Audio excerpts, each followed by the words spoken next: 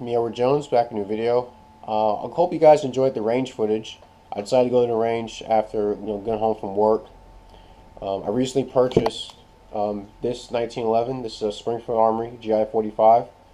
So it's a repo of the Model 1911 A1. And in fact, if you guys remember, I've already had one, so I decided to buy another one.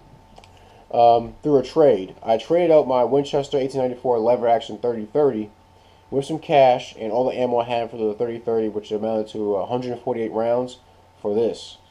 I decided to give some extra money on top because the guy I was doing the trade with, he wanted a lever action rifle, but he also wanted to put a scope on his rifle. Now my rifle was made, the rifle is now his, but the one when I had it, it was made in 1978, and there was a cutoff year for straight top ejecting rifles. So he was hoping that it was an angle ejecting rifle, so that when you put a scope, that it ejected from the top, but it ejected more to the angle, so that the brass didn't hit the scope when you were reloading. And so he was hoping it was an angle ejecting model, which it wasn't. So I decided to I said, well, how about some money on top of that, on top of the rifle and the ammo? I suggested $100. He said, well, how about 120? I said, sure.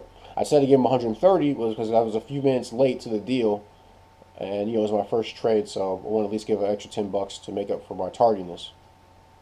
But I like this. I enjoy this pistol. He said that he wanted to trade it out because he was getting a hammer bite. So anytime he shot it, was the hammer would kick back and hit the weapon with his hand, which I think he bought it from the guy he bought it from may have had the same issue.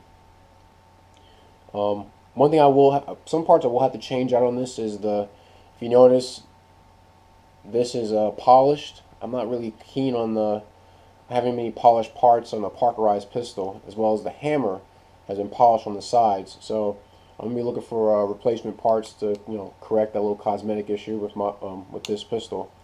I do like the grips. These wooden grips do feel nice in the hand. I'm not sure if I do want to keep these grips, but I do like to have some type of uniformity. So as you notice on this 1911, it has just the plain plastic checkering grips.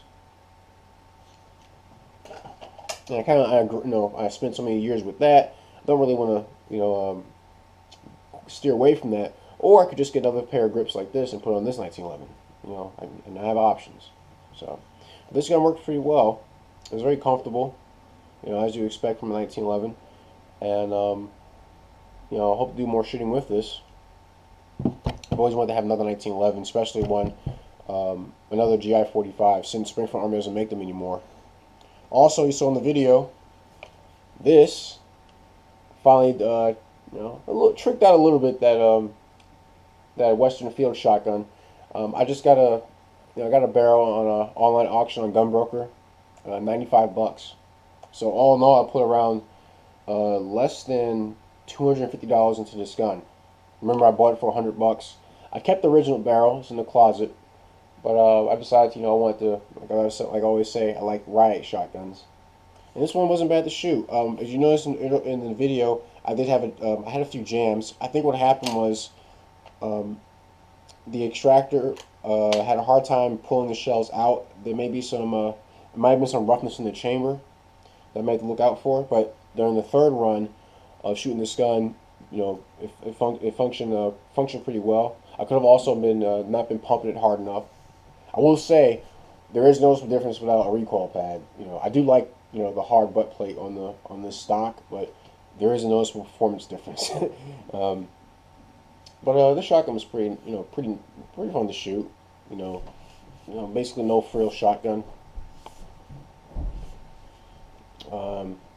Kept a good pattern. I was shooting Suprema. It's a buckshot made in Spain, buckshot low double-aught that you can find in Walmart or maybe Academy or a place like that, and they sell them in boxes of 25 for about, I think, $11. So cheap buckshot, but performed pretty well.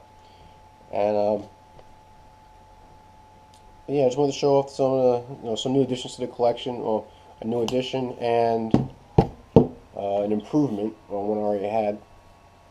So You guys got any comments or questions? Please leave in the comment section. Like the video, and subscribe to the channel if you like this kind of content. Also, like my social commentary. Stay tuned for that as well. I have more stuff I want to talk about. Any gripes, complaints about my shooting, about my grip or anything like that, send me a PM or leave a comment in the comment section. I'll see what I can do to address it. But it's my video, just some range time with some new toys. I'm Edward Jones, and thanks for watching.